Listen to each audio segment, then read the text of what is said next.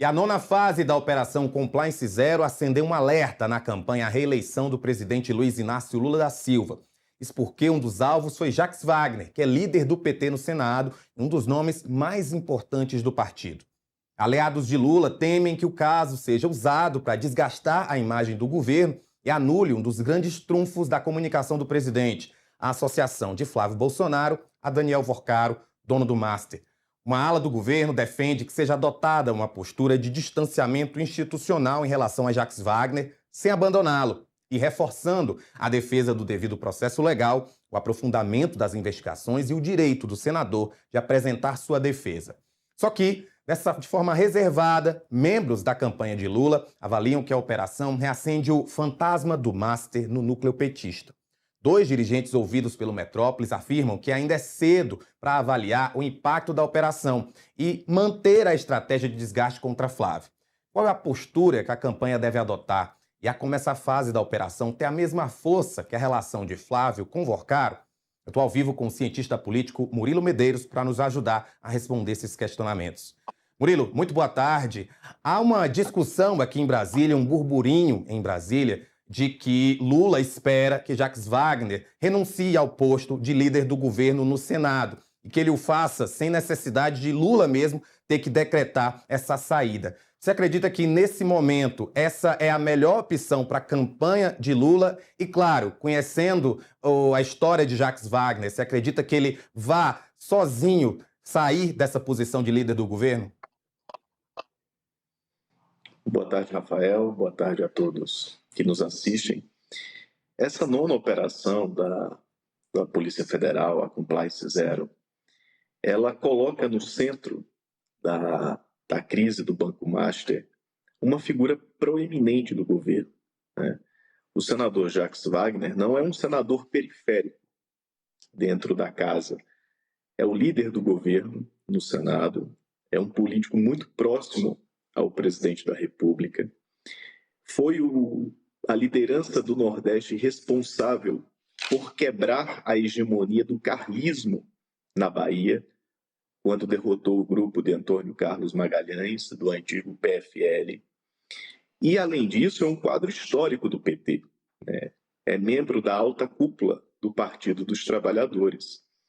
E o caso do senador Jacques Wagner, que ainda precisa, as investigações ainda dirão e ditarão o ritmo e o aprofundamento do envolvimento do senador, mas pode ser uma ponta de iceberg que pode envolver também outros membros do núcleo duro do Palácio do Planalto, já que Jacques Wagner é da Bahia, é muito aliado do Rui Costa, que até poucos meses atrás era o ministro-chefe da Casa Civil do presidente Lula.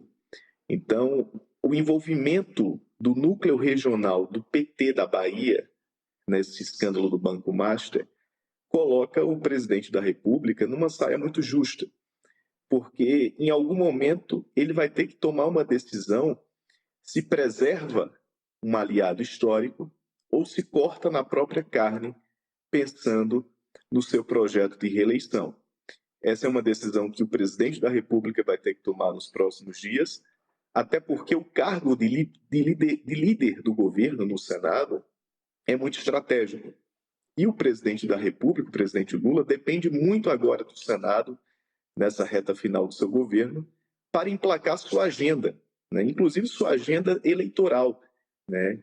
Cabe ao Senado agora analisar a PEC do fim da escala 6x1, que está paralisada. Tem a PEC da segurança pública, que também está paralisada no Senado. Outros projetos de interesse do governo, como a questão dos minerais críticos, que também está paralisada no Senado. E ter um líder de governo que consiga manter essa interlocução com a casa sem o risco de suspeição, né, vai ser um ponto a ser avaliado agora pelo Palácio do Planalto. Um olho preservando o seu aliado histórico, mas também com um pensamento na agenda eleitoral. O Senado, e me veio aqui à cabeça que essa semana a gente já discutiu o fato de que Alcolumbre, o que é presidente da casa, tem se mostrado aí claramente contra o governo. Uma operação que atinge diretamente o líder do governo no Senado, no caso Jacques Wagner, diante aí, então, dessa relação cada vez mais difícil entre o presidente da República e o Alcolumbre. Essas pautas que você citou agora, elas vão se tornar ainda mais difíceis de ser votadas? Você acredita que o Alcolumbre pode ainda se tornar ainda mais avesso ao governo por conta dessa operação? É uma boa pergunta essa, Rafael, porque desde a derrota do Jorge Messias no Senado, houve um distanciamento do presidente do Senado do Palácio do Planalto, né? Inclusive com uma quebra de interlocução do senador Jacques Wagner com o próprio Davi Alcolumbre. E nessa guerra de braço, esse caso agora que veio à tona do senador Wagner, fortalece o senador Davi na negociação com o governo, né? O governo, como um todo, vai depender cada vez mais de Davi Alcolumbre para ver sua agenda avançar na casa, né?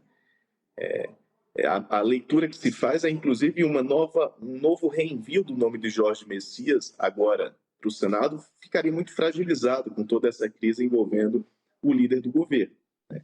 Então, o senador Davi Alcolumbre, nesse jogo de xadrez político, se fortalece, né?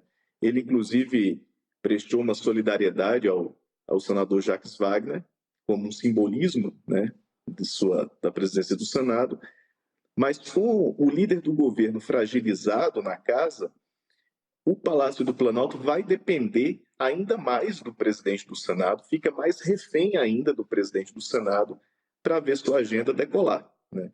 Uma reaproximação entre Lula e Davi Alcolumbre vai ser imprescindível caso o Palácio do Planalto queira ver aprovada sua agenda até o final desse primeiro semestre, antes das eleições. Murilo, ontem, durante o lançamento do Programa para a Segurança Pública, o pré-candidato Flávio Bolsonaro, ele disse que o PT da Bahia acaba de ser implodido pela PF, citando essa operação. Vamos escutar o que o Flávio Bolsonaro disse e a gente já volta.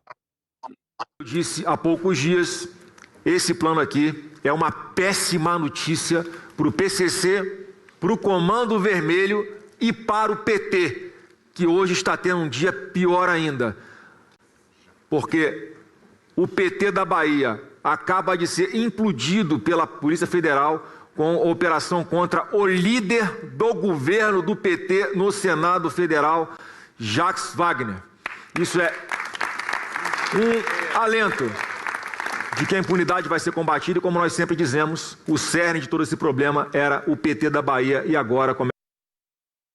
Murilo, diante desse vídeo do Flávio Bolsonaro, meu questionamento é o seguinte: é já público e notório, assumido pelo próprio Flávio, que de fato ele pediu dinheiro a Daniel Worcaro para supostamente bancar o filme Dark Horse. E ele usa agora essa operação que atinge aí um nome importante do PT para tentar fazer ali uma certa equivalência. Essa equivalência existe, e se você acha que essa tática de Flávio é a mais certa nesse momento da pré-campanha?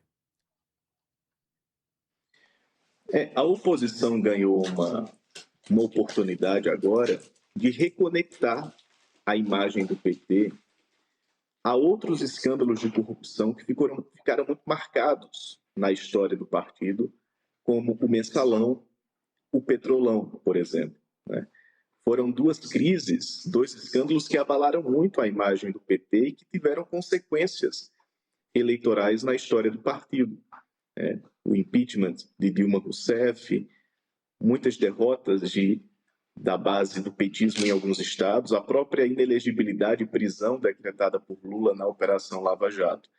Então, Flávio Bolsonaro agora ganha um artifício, né, para tentar explorar essa ligação histórica do PT com alguns escândalos, né? É um tema muito sensível para o PT reacender esse tema da corrupção.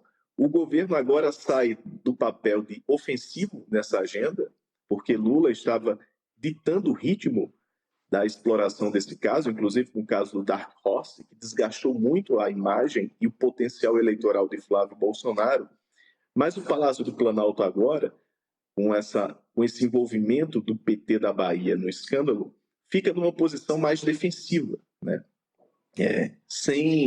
Mais refém agora dos acontecimentos e do andamento das investigações que podem atrapalhar de alguma forma o potencial de Lula, especialmente no eleitorado mediano, que é o que nós chamamos dos eleitores independentes, né? A eleição até aqui está muito cristalizada, Rafael, entre o eleitorado de Flávio Bolsonaro, que não vai mudar o seu voto por conta do caso Dark Horse, e o eleitorado de Lula, que também não vai mudar o voto por conta desse escândalo agora que veio a público. Então, o que pode realmente mudar daqui para frente é a percepção do eleitorado independente, aquele que não tem preferência ideológica clara e é um eleitorado muito mais volátil, que é muito sensível à temática da moralidade e da corrupção e que pode, temporariamente, perder conexão com a agenda do governo e tentar olhar com mais cautela o cenário eleitoral antes de declarar seu voto. Então, o governo vinha fazendo um esforço enorme de reconquistar essa parcela do eleitorado, lançou vários pacotes de bondades, né? O novo desenrola, o fim das taxas das blusinhas, a própria isenção do imposto de renda lá atrás, para quem ganha até R$5.000, foi uma tentativa do Planalto de fazer um aceno a essa parcela do eleitorado, especialmente no campo econômico. Mas essa agenda da moralidade e da suspeição pode, de alguma forma, neutralizar esses ganhos que o Palácio ganhou nos últimos meses. Antes de estourar o caso Master em relação a Flávio Bolsonaro, dessa ligação dele com Daniel Worcaro, de pedir dinheiro para bancar o filme sobre Jair Bolsonaro, a gente já tinha visto que o caso Master havia chegado no senador Ciro Nogueira. Inclusive, continua chegando o caso Master no senador Ciro Nogueira. E naquele primeiro momento, antes ainda da gente saber dessa relação de Flávio com o Daniel Worcaro, o Flávio já deixou ali de lado o Ciro Nogueira, que é um apoiador do bolsonarismo, já chegou a participar diretamente do governo de Jair Bolsonaro, e o Flávio já se distanciou dele e mantém essa distância mesmo depois que ficou sabido, né, de que ele tem essa relação com o Daniel Worcaro, de que ele pediu esse dinheiro para bancar o filme. Por que é que eu estou citando isso? Eu queria saber se você acha que o Lula pode ter a mesma atitude com o Jacques Wagner. Se diante dessa possibilidade de que esse escândalo atrapalhe a campanha, ele pode seguir por esse caminho de apenas ignorar ou deixar ele de lado, dizer que não tem nada a ver com isso. É uma possibilidade, sim, mas há riscos nessa estratégia.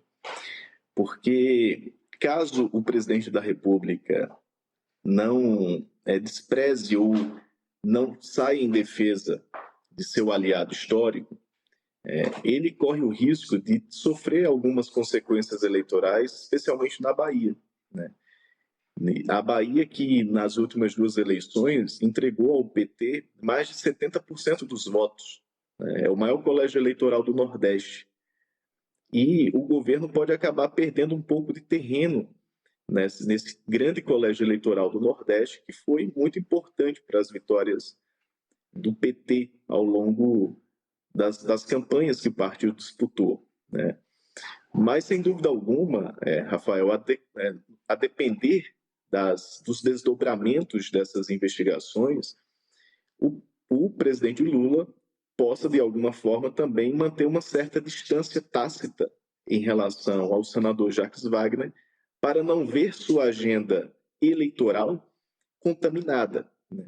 O maior risco para Lula no atual cenário não é sofrer uma queda abrupta nas pesquisas, mas ver a sua trajetória de crescimento interrompida, né, por conta desse clima de suspeição. Essa é uma crise que não tem lado ideológico, né? A crise do Banco Master não é de direita, de esquerda. É uma crise que ganhou contornos sistêmicos, porque envolve oposição, o centro político, o famoso centrão, né, e agora parcelas do governo, né? Então, vai depender muito agora da estratégia do Planalto de tentar contornar essa crise, vai ter que recalcular essa crise, porque até ontem, né, o governo estava jogando sozinho nessa arena, vendo Flávio Bolsonaro sendo muito desgastado por conta do caso Dark Horse e também por lideranças do Centrão muito fragilizadas com a ligação com Daniel Vorcaro. Agora é uma nova estratégia, um novo xadrez eleitoral envolvendo, né, atores de diversas matizes ideológicas nessa crise que tem um caráter sistêmico. Para finalizar, você acredita que a campanha do presidente Lula ainda possa se valer dessa relação de Flávio Bolsonaro e Daniel Vorcaro como uma peça aí de campanha, ou é melhor que a partir dessa nona fase da Operação Compliance Zero, que mirou o Jacques Wagner, eles tentem mudar um pouco o foco? É possível que eles sejam um pouco mais cautelosos agora, a estratégia de comunicação da campanha de Lula em relação a esse tema, né?